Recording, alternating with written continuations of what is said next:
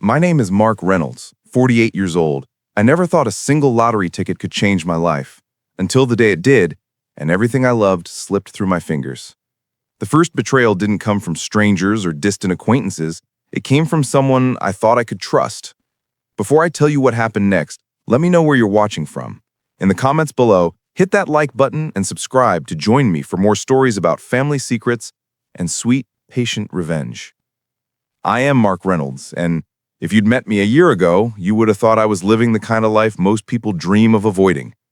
I had a steady job in middle management at a logistics company, a two-bedroom condo in a quiet part of the city, and a car that had more miles on it than most of my socks. Nothing flashy, nothing impressive, just existence.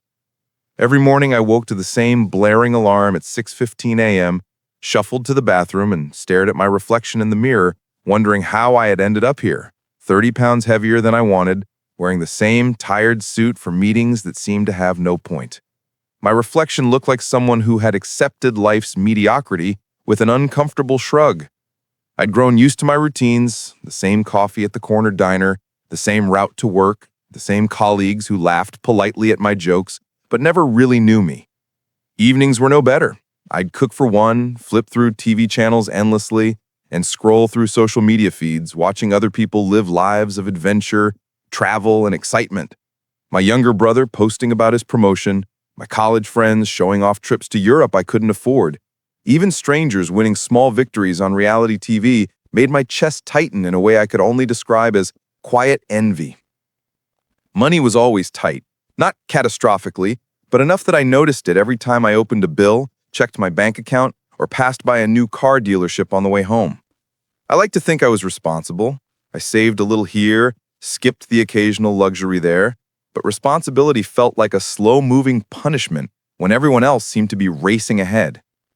I had dreams once, big ones, traveling, starting a business, maybe even writing a book. But life, with its quiet pressures and obligations, had a way of chewing up ambitions until they were small, polite, and manageable. The lottery was the one indulgence I allowed myself, though it wasn't even that indulgent. Just a few dollars a week, almost ritualistic.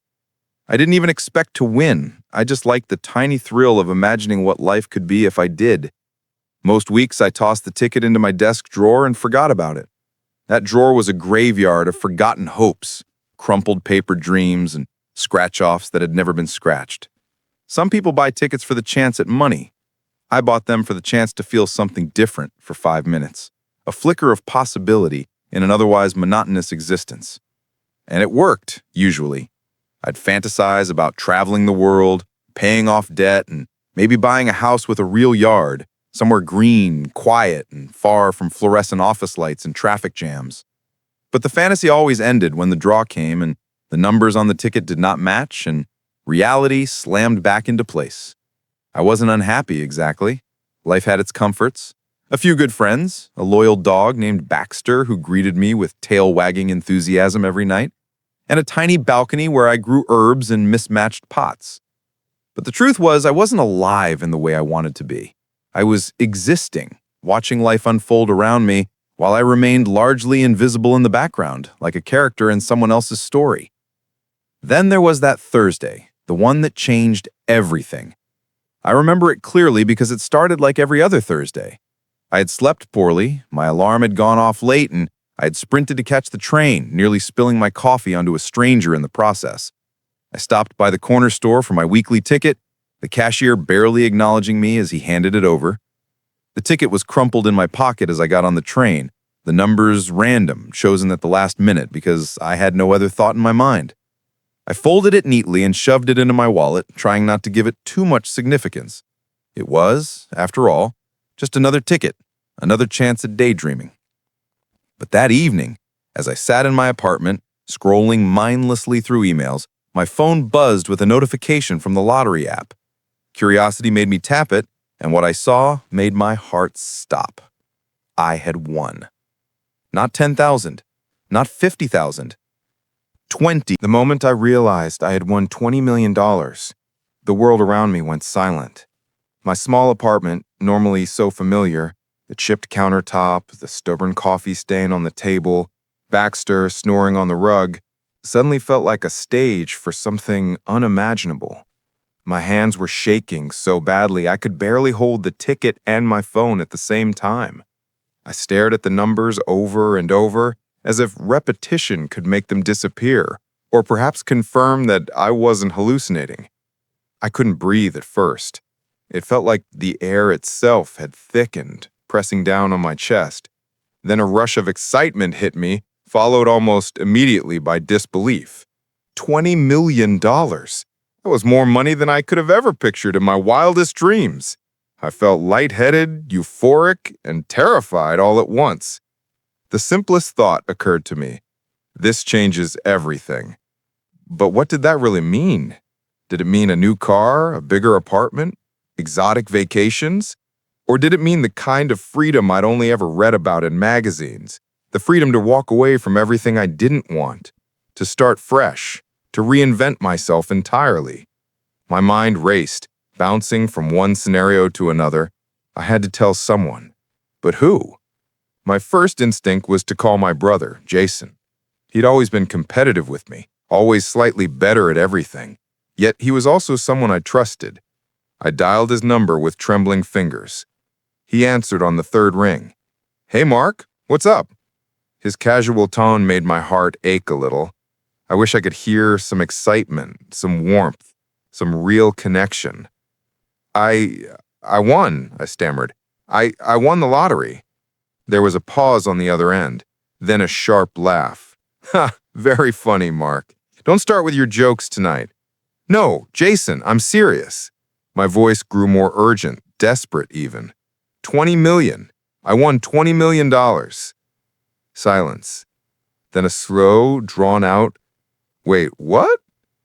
The excitement in his voice was undeniable, though now mixed with suspicion. "You're kidding, right?" "I wish I were," I said, my own disbelief still echoing in my words. "Check the numbers yourself. I don't know what to say." It was real, and Jason knew it. I could hear the catch in his breath, the sudden tension. "Mark, you're serious?" "Yes," I said simply, trying to keep my voice steady. I don't know what to do." It wasn't long before my news spread, as these things always do. Friends, co-workers, even casual acquaintances started calling, messaging, popping by unannounced. Everyone suddenly had an opinion, a plan, or a request. People I had barely spoken to in years wanted to celebrate with me, to help me manage my winnings, to invest with me, to be a part of this windfall. The joy I had felt moments earlier was now tangled with a strange, creeping tension. I went out to celebrate, though it felt strange. I treated myself to a steak at a small restaurant I liked, a bottle of wine I normally wouldn't dare spend on, and I thought about what my life could be. I imagined the possibilities, paying off debts, buying a house with a real yard, traveling to places I'd only seen in photos. But even in the midst of the euphoria, I sensed a subtle shift, a weight I hadn't anticipated, because money, I realized, wasn't just a key to freedom. It was a mirror, and the people around you would see themselves in that mirror differently now. Some would be happy for you. Some would be jealous. Some would try to take what wasn't theirs. And as thrilling as the win was, I could already feel the edges of isolation beginning to appear. I remember sitting on my balcony that night, staring at the city lights, Baxter curled up beside me, and thinking, this is it. This is the moment everything changes. I felt a rush of excitement I hadn't known in years, but also a twinge of fear. Because if I had learned anything from my ordinary life, it's that people's true colors reveal themselves in extreme situations. Winning the lottery wasn't just a gift, it was a test, and I had no idea who would pass and who would fail. At first, I tried to savor the win quietly, imagining life as it might be, a life free from bills, worry, and small humiliations. I planned to take my time, think things through, and figure out what to do with $20 million responsibly. But I quickly realized that winning the lottery isn't like winning a small game. It's not a private moment you can tuck into your pocket. People notice. People feel it. And sometimes they feel it in ways that turn your joy into tension, even fear. It started subtly. Friends I hadn't spoken to in years suddenly called, some cautiously, some exuberantly. "Mark, congrats! We have to celebrate." The excitement in their voices sounded genuine at first, until I realized that every conversation eventually veered into some variation of, "So, now that you're rich, you should..." Some wanted to invest. Others subtly hinted at loans or gifts. And one old college buddy bluntly asked for $50,000 as seed money for a business idea. It was exhausting, and I hadn't even told anyone else in my family yet. I wanted to ignore them, but I was also afraid of seeming ungrateful or stingy. After all, $20 million felt like an infinite sum when compared to my usual life. But the truth was, every call, every message, made me realize that people I had trusted, or at least tolerated, could quickly become opportunistic. The excitement of wealth brought out something raw and ugly in them. I could see it already in their voices, their subtle expectations, their almost imperceptible impatience. Then came the first direct problem, my ex-wife, Laura. We had divorced 5 years ago, amicably enough, or so I thought. I hadn't expected her to contact me, but she did. The text was short, almost casual. "Mark, I heard. Can we talk?" My heart sank. I tried to respond cautiously. "Sure, what's up?" Her reply was immediate. "I think it's only fair I see some of that money. You know, for the kids." Our daughter Emily was 10, and our son Ryan was 8. I had always provided for them as best I could, but custody arrangements had made it so that Laura controlled most of their financial needs. I understood her concern, but her tone suggested more than concern. An expectation, a subtle entitlement, as if my winnings had suddenly become her property. I spent hours debating what to do. Should I agree to set aside funds for their future? Of course. But how much? And would any decision I made be seen as selfish or insufficient? I realized in that moment that money changes relationships in ways you can't anticipate. What was once a civil, if somewhat distant, interaction now carried tension, unspoken threats, and pressure I had never experienced. By the end of that week, other cracks started appearing. My brother Jason called again, casually mentioning that he needed help with some bills and thought it was the perfect time to invest together. My friends, who I had thought would be happy for me, suddenly became less joyful and more calculating. Dinner invitations became subtle interrogations. "So, what's the plan with your money?" And, "Are you going to keep investing or just live off it?" Even Baxter, my loyal dog, seemed to notice something had shifted. He stopped following me to the corner of the room and instead stayed near the door, his head tilted, ears alert, as though he sensed the tension in the apartment. I laughed at first, but it wasn't really a joke. The world around me was different now, and even the small, familiar things carried the weight of scrutiny. And then came the strangers. A man knocked on my door unannounced, claiming to be from a financial advisory firm, making sure winners like you don't lose everything in a week. He had a polished smile and a briefcase full of charts and projections. I politely declined his services, but his presence unnerved me. It was the first stark reminder that winning the lottery was like turning on a magnet for anyone who smelled opportunity, desperation, or vulnerability. By the end of the month, I realized the uncomfortable truth. I hadn't just won $20 million. I had won a spotlight. And under that light, the people around me, the ones I trusted, the ones I loved, even the ones I barely knew, were beginning to reveal their true colors. Some would embrace it with joy, others with greed, and a few with thinly veiled resentment. That's when I understood. Money doesn't just change life, it tests it. I had hoped that when I told my family about the win, there would be excitement, maybe even pride. After all, $20 million is the kind of news that makes anyone stop and take notice. But I underestimated the complexity of family dynamics and how sudden wealth can reveal envy, suspicion, and judgment in the people closest to you. The call to my mother came first. She answered immediately, her tone clipped as if she had been waiting. "Mark," she said, "I heard the news." I paused, trying to gauge her reaction. "Yes, Mom, it's true. I won $20 million. There was silence on the other end for what felt like an eternity. Then her voice, slightly shaky, asked, Are you sure?"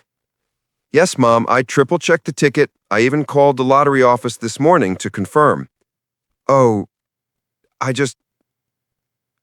don't know what to say," she admitted. There it was, the first crack. Not joy, not excitement, but hesitation. Even my mother, the woman who had always been a source of warmth and guidance, seemed momentarily unmoored by my win. My father's reaction was more measured, almost stoic, but I could sense the undercurrent of tension. He asked a series of practical questions: taxes, legal counsel, financial planning, all very responsible, but I noticed a subtle shift in the conversation. Beneath his calm tone, I sensed a lingering judgment. $20 million didn't make me his success story yet. It didn't erase the years he had quietly criticized me for not being ambitious enough, for not measuring up to my brother or my friends. And then there was my brother, Jason. I had dreaded this call, and when it came, my instincts were correct. Jason's excitement was thinly veiled. Beneath the congratulations was a quiet challenge, a sense of competition that had never left us. "So, 20 million, huh?" he said, voice casual but sharp. "I guess you'll finally be able to, keep up with the rest of us?" Keep up? I almost laughed out loud, but the sound caught in my throat. Keep up with them? That's exactly the kind of pressure I wanted to escape. And yet, now that I had the money, suddenly I was being measured against them more than ever.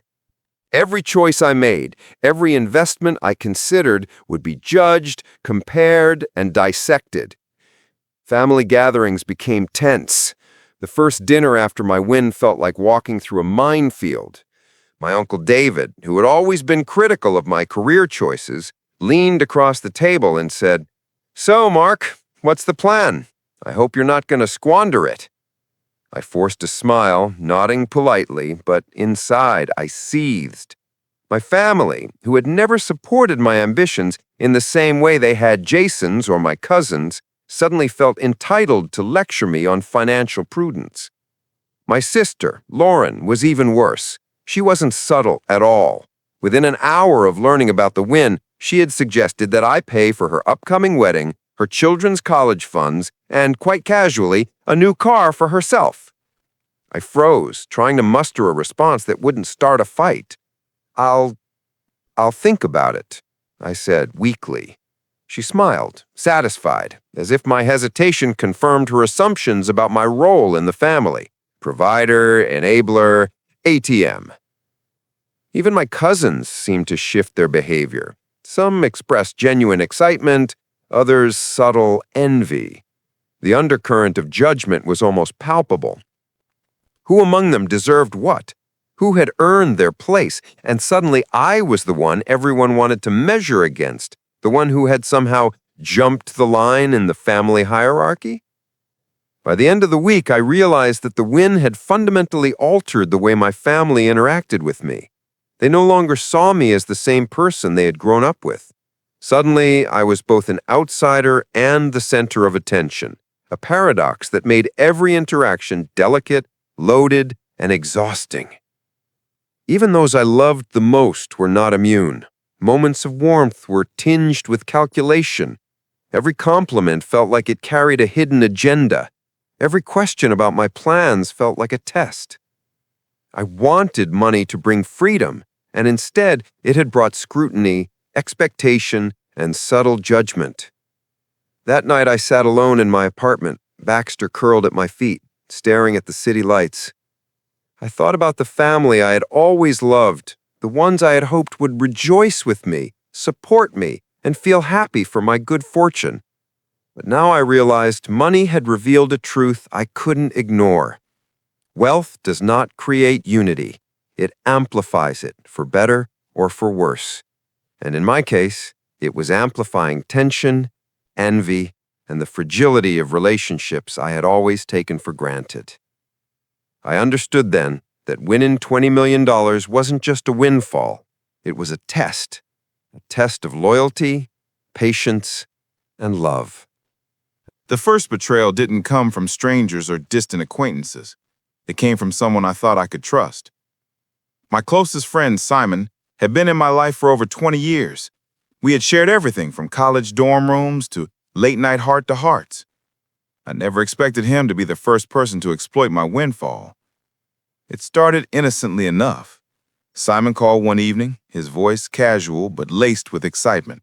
"Mark, I've got this amazing business idea. You're gonna want in. It's guaranteed to blow up." I listened politely, nodding even though he couldn't see me. But as he went on, I realized the plan was less about innovation and more about leveraging my money to enrich him. Every suggestion subtly implied I front the capital while he would handle all the risk and work. I hesitated. "Simon, I want to be careful. 20 million isn't small change, and I want to make sure it's invested wisely," I said. He laughed, a sharp edge in his voice. "Come on, Mark. Don't be so cautious. You've got the money. Let it work for us. We're practically family. You'd be stupid not to trust me." The word family should have set off alarms. It didn't. I wanted to believe him. I wanted to believe that the people I loved and trusted would act with integrity. But deep down, I knew the truth. I asked for detailed projections, contracts, and a plan.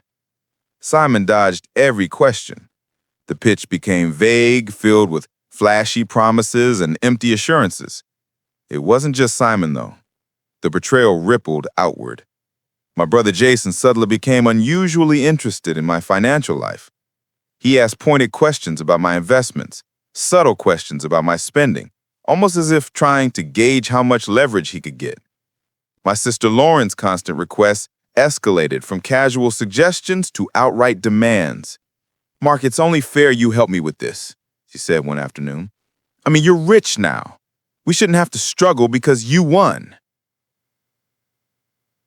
I tried to set boundaries. I tried to explain that money wasn't endless, that I had plans for my future, and that my generosity had limits. But every boundary I set felt like a personal affront. They reacted as if I were being stingy, selfish, or worse, dishonoring the family by not immediately giving them what they felt entitled to. The betrayal hit hardest when I discovered that Simon had quietly started leaking information. A mutual friend had innocently asked how I was handling the money, and suddenly, details of my fortune were circulating among people I barely knew. Within a week, I received letters, messages, and even calls from distant relatives and acquaintances, all implying subtle claims or outright expectations. It was clear Simon had shared more than he should have. And then came the legal threats. A distant cousin, who I'd only met a few times, suddenly appeared with a lawyer's letter claiming partial entitlement to my winnings, citing old family loans and verbal promises from decades ago. I was stunned. People I barely knew suddenly believed they had a legitimate claim, all triggered by the same gossip chain that Simon had set in motion. It was exhausting, demoralizing, deeply disillusioning. The people I had loved, the ones I had counted on, seemed to transform overnight. The lottery didn't just bring money, it revealed character. And some of the people I had once trusted the most were now showing their true colors. By the end of the month, I realized something crucial. Money doesn't just reveal friends, it reveals enemies. It amplifies greed, jealousy, and opportunism. Every interaction became a test, every request a potential trap. Even those who smiled at me genuinely were tainted by subtle calculation. I started documenting everything. Emails, calls, letters. Every interaction that hinted at manipulation or opportunism went into a binder I kept locked in my apartment. I was determined not to be blindsided again. This wasn't just about money. It was about trust, integrity, and survival. And then there was the sting of betrayal that cut deeper than any financial threat. My ex-wife, Laura. After weeks of tension, she requested a formal accounting of my winnings, as if I owed her a portion. She threatened legal action if I didn't comply, citing the children's future. The idea that our relationship, which had ended amicably, could be weaponized against me shook me to my core. That night, I sat alone, Baxter resting his head on my lap, and I realized something terrifying. The people I had trusted my entire life were no longer safe.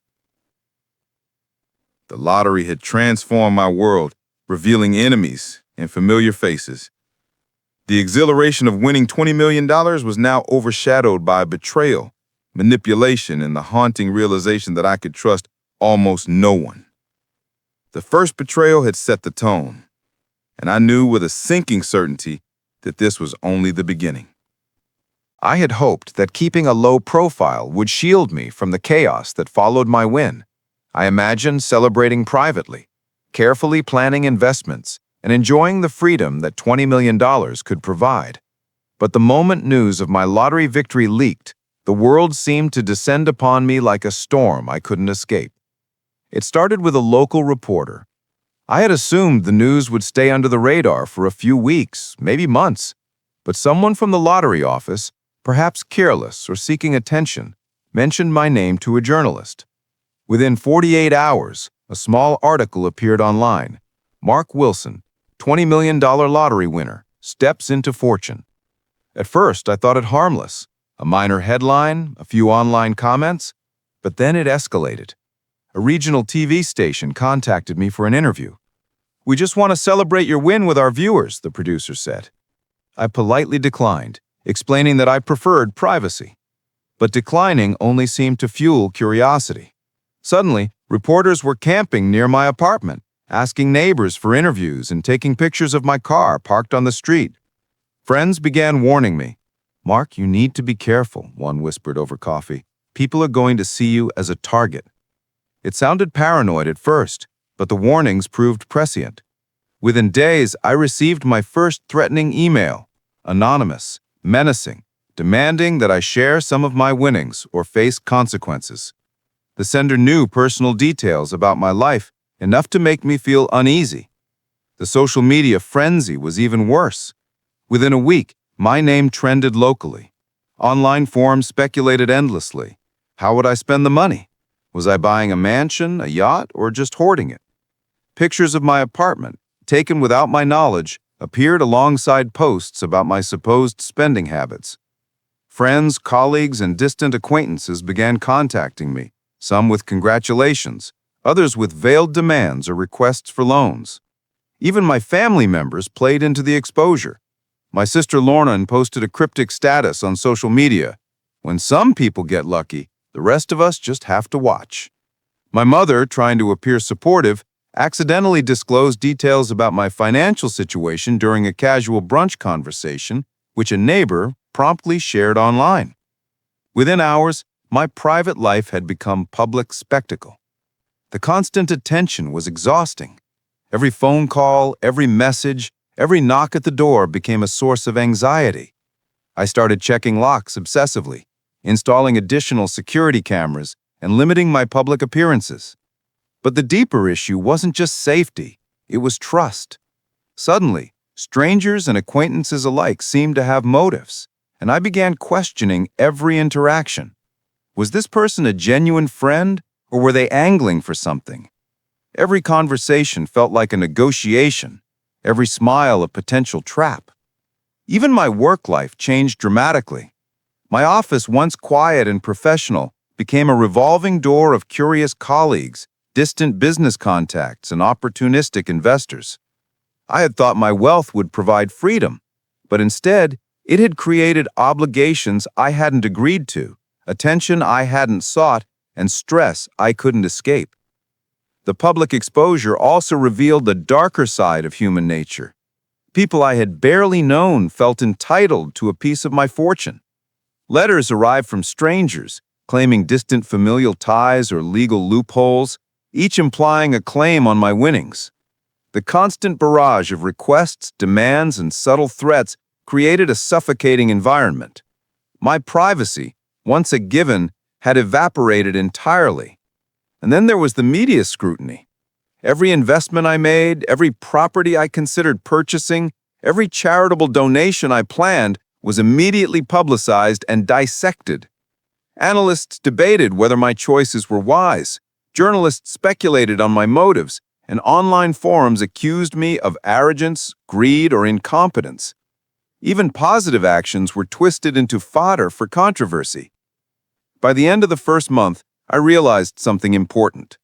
Winning $20 million didn't just change your life, it changed how the world saw you. I was no longer just Mark Wilson, friend, son, or brother. I was a public figure, a target, a curiosity, and a potential victim all at once. I began to feel trapped. The money that had promised freedom now felt like chains. I wanted to escape, to reclaim the simple life I had once known, but retreating wasn't an option. Every move I made was scrutinized, and every relationship, family, friends, even casual acquaintances, was filtered through the lens of my newfound wealth. By the time I realized the depth of public exposure, it was too late. The world had seen my face, known my name, and started measuring my life in millions of dollars. And in that instant, I understood a harsh truth. The lottery didn't just make me rich, it made me vulnerable. I had always believed that friendships, and especially those forged over decades, were unshakable. But the lottery was testing every bond I thought was permanent, exposing fragility I had never anticipated. Within weeks of my win, my social world began to crumble. Not through dramatic betrayals at first, but through subtle, corrosive shifts that slowly eroded trust and warmth. It started with Simon, my closest friend for over 20 years. After months of friendly persuasion, I had finally agreed to a small investment in his business venture. I thought I was helping a friend, offering a hand to someone I had once considered family. Instead, it became the first domino to fall. Simon mismanaged the funds, made risky decisions without consulting me, and ultimately left the venture in ruins. When I confronted him, he shrugged. "I told you there were risks. You should have trusted me." His casual dismissal stung more than the lost money. The bond we shared seemed to dissolve in a single conversation. Other friendships followed similar patterns. People I had trusted implicitly began to act differently around me. Invitations to dinner or casual gatherings came with an undercurrent of expectation. Gifts, favors, or financial advice. Some friends subtly hinted at loans or investments, couching requests in flattery or concern. I began measuring every interaction, second-guessing the authenticity of smiles, jokes, and casual touches. I couldn't tell whether someone was genuinely happy for me or just calculating how they could benefit. The shift wasn't limited to peers. Even long-standing friendships from childhood turned sour. Old acquaintances, once indifferent to my life, suddenly sought connection. Calls, messages, and surprise visits became more frequent, always with some angle. Advice, a tip on a deal, or vague allusions to shared opportunity. I started to realize that wealth had not just altered how strangers perceived me, it had fundamentally changed how friends saw me. Then came the confrontation with Alex, a college friend I had trusted implicitly. He had always been level-headed, rational, and grounded, but a seemingly innocent conversation about weekend plans spiraled into tension. "Mark, you have the means now. We should think bigger," he said, his tone casual but insistent. I felt pressure mounting, subtle but persistent. I explained boundaries, pleaded for understanding, but he brushed it off.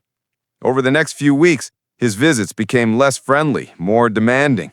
Eventually, he stopped reaching out altogether. The friendship wasn't destroyed in an instant. It crumbled quietly, leaving a hollow ache. Even casual friends, people I had barely known before the lottery, became opportunistic. Dinner invitations and game nights were suddenly filled with probing questions about my investments, my lifestyle, and my plans. The jovial camaraderie that had once defined social interaction was replaced by quiet calculations and subtle assessments. I couldn't relax, couldn't laugh freely, because every gesture seemed to carry an implicit expectation. Family members compounded the problem. My sister Lauren, who had been friendly but competitive, began to treat every interaction as a negotiation. I noticed subtle digs in conversation, veiled criticism, and a constant reminder of her own struggles juxtaposed against my fortune. Even when she smiled, it felt rehearsed, strategically placed to maintain an appearance of closeness while she assessed what I could provide. By the second month after my win, I'd become isolated, not by choice, but by necessity. Every friendship felt conditional, every smile weighed with expectation. I started limiting social interactions, creating excuses to avoid gatherings, and gradually retreating into my apartment. The world outside my door had transformed into a minefield where every relationship carried risk and every interaction required careful calculation. It was heartbreaking. The people I had once considered family, the friends who had shared my triumphs, heartbreaks, and mundane life moments, were now calculating the value I brought to their lives. Even those who remained loyal began to change subtly, adjusting behavior, offering congratulations wrapped in curiosity and occasionally laced with envy. I realized that the lottery had not just altered my finances, it had redefined human relationships in my life. Friendship was no longer about shared experiences, trust, or mutual support. It had become transactional, fraught with negotiation. I always believed that love, like friendship, was untouchable by money. That belief shattered faster than I could process when the lottery winnings hit my bank account. Suddenly, every romantic connection, every flirtation, every seemingly genuine interaction carried an unspoken question. Am I loved for me or for my fortune? It began subtly. Maria, my girlfriend of 3 years, started asking about my plans for the money almost immediately. At first, the question seemed innocent. Have you thought about buying a house? Do you want to travel? What about investments? I answered with patience, explaining that I intended to be cautious, to manage the money responsibly. But her tone shifted over time, from curious to insistent. Maria began dropping hints about lifestyle changes. She spoke frequently about designer brands, exotic vacations, and luxurious apartments. At first, I tried to ignore it, rationalizing that people naturally dream bigger when financial possibilities expand. But then she started pressuring me directly. Mark, if we're serious about us, shouldn't we be living at a higher standard? She asked one evening over dinner, the words soft but sharp, like a scalpel. The subtle manipulation grew. Friends and colleagues began feeding into it, suggesting that my fortune created an obligation. Even casual remarks like, "You can afford it, why don't you buy her that?" made me uneasy. It felt like my wealth had become a leash, binding me to expectations I had never consented to. Things escalated when Maria suggested moving in together, choosing a luxury apartment far beyond our previous lifestyle. I hesitated, expressing caution and the need to plan carefully. Her response was telling. She pouted, whispered about security, status, and the image we could project. The warmth I had once felt from her seemed replaced by calculated persuasion. I realized, with a pang of clarity, that our relationship was now transactional. The breaking point came during a family gathering. Maria met my parents for the first time since the lottery win. At dinner, she casually asked whether I had considered helping old friends financially, hinting that I should contribute to causes they cared about or risk social disapproval. Later, she whispered in my ear, "You know, I could never really feel comfortable unless I knew you were sharing your success responsibly, and with me." The words left me cold. Love had been overtaken by expectation and entitlement. I confronted her one evening in our apartment. "Maria, this isn't about sharing or caring," I said, my voice tight. "It's about control. You're measuring our relationship by my wealth, not my heart." She reacted angrily, accusing me of paranoia, of thinking everyone was after money. I felt frustration and heartbreak collide. How could she not see it? How could I explain that genuine connection had been replaced by silent calculations, that every affectionate gesture was now tinted by opportunity and obligation? Romantic betrayal, subtle though it was, stung differently than friendship betrayal. Friends might envy, manipulate, or distance themselves, but love comes with intimacy, trust, and expectation. The intrusion of money into that sacred space was invasive, violating, and corrosive. I began to question every interaction I had ever had with Maria. Had the late-night walks, the long conversations, the laughter, were they real, or just carefully curated performances designed to align with my financial reality? Eventually, I realized I couldn't continue the charade. The love I had once treasured had become entangled with obligation and expectation. I had two choices: sacrifice myself for appearances or sever the ties that had been compromised. It wasn't easy. Maria was a person I cared deeply about, someone with whom I had shared dreams and plans. But the version of love that now existed between us was a counterfeit, built on currency rather than connection. The breakup was messy, quiet, and painful. There was no dramatic confrontation, just a calm, stark realization that our relationship could no longer exist in the shadow of my fortune. Maria left the apartment, taking some belongings, but leaving the emotional weight behind. I sat alone for hours, grappling with the emptiness that accompanied both freedom and loss. The money that had promised independence had paradoxically isolated me emotionally. I learned a hard lesson. Wealth doesn't just reveal character, it magnifies. I always believed that family was untouchable, a sanctuary of unconditional love and loyalty. Winning the lottery revealed just how fragile those bonds could be. Money didn't just change my life, it tore through the dynamics I had long taken for granted, exposing envy, greed, and resentment I had never imagined. At first, my parents tried to act normal. They congratulated me with the polite enthusiasm of people unsure how to behave around someone suddenly elevated to unimaginable wealth. My father, normally stoic and reserved, gave me a stiff handshake and said, "Well, I suppose that changes things." My mother, ever the optimist, offered a forced smile. It was polite, but it lacked warmth. I could feel the tension immediately, the subtle recalibration of their expectations. The first cracks appeared during dinner at their house. My father, who had always valued frugality, began questioning my financial decisions. "Why invest in real estate?" he asked, eyebrows furrowed. "You could buy something guaranteed, low risk." I explained my strategy patiently, outlining the careful research, the calculations, and the long-term growth potential. But his tone carried a subtle critique, a judgment I hadn't expected. "I just worry, that's all," he added. But worry in this context translated to unspoken doubt, a challenge to my judgment. My mother, usually warm and supportive, changed in ways I hadn't anticipated. She began dropping comments about my siblings, comparing their accomplishments to mine in the shadow of my lottery win. "Your sister is working hard too," she said one evening. "She hasn't had your luck, but she's diligent." The words stung. In the past, she had never measured us against one another so overtly. Now, money had turned family into a subtle battlefield of status, achievement, and envy. Siblings reacted more openly. My brother, David, who had always been competitive but affectionate, began asking for loans, investments, and advice. "You have the means," he said, almost accusingly. "Why not help me get ahead?" At first, I tried to assist cautiously, offering guidance without direct funding. But the pressure mounted. Every conversation seemed to revolve around money. Every family gathering became a negotiation disguised as a casual chat. Even the holidays became a minefield.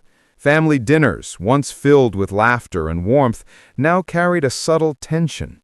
Comments about splurging or responsibility were layered with expectation, and every gift, every gesture seemed to carry a hidden demand. I felt trapped, unable to enjoy what should have been joyous moments.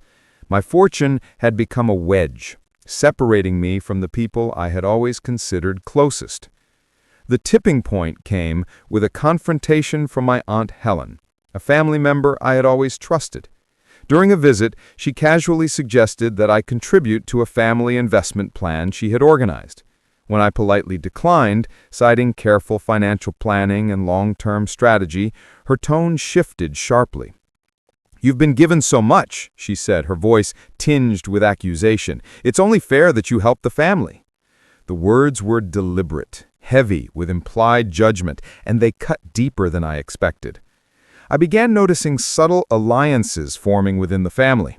My mother's protective instincts toward my siblings became more pronounced, often positioning me as the outsider, despite being the very person who had secured financial security for all of us. Cousins and extended relatives, once casual participants in family gatherings, started making thinly veiled comments about spending, wealth, and my responsibility to them. Every interaction carried an undertone of expectation, subtle competition, or outright resentment. The lottery hadn't just changed how people behaved around me, it had shifted the family dynamic entirely. Trust and unconditional support were replaced by scrutiny and pressure. Every decision I made, no matter how careful or responsible, became a topic of debate or judgment. I started withdrawing, avoiding family gatherings, and keeping financial conversations off limits. The love that had once been unconditional now seemed conditional, tied to my wealth and willingness to meet unspoken obligations. I realized that my fortune was not just a blessing, it was a catalyst for conflict. It had illuminated weaknesses and insecurities in people I loved, amplifying envy, competition, and subtle manipulation. I mourned the simplicity of family life I had once known, the effortless trust and shared laughter that money had now complicated. By the end of the month, I had made a difficult decision. I would limit my exposure to family financial requests and distance myself from gatherings where money overshadowed connection. It was a painful, lonely choice, but necessary to preserve my sanity. Money had given me freedom, yes, but it had also demanded sacrifices I hadn't anticipated. Family, once a source of warmth and stability, had become another arena for tension, jealousy, and quiet resentment.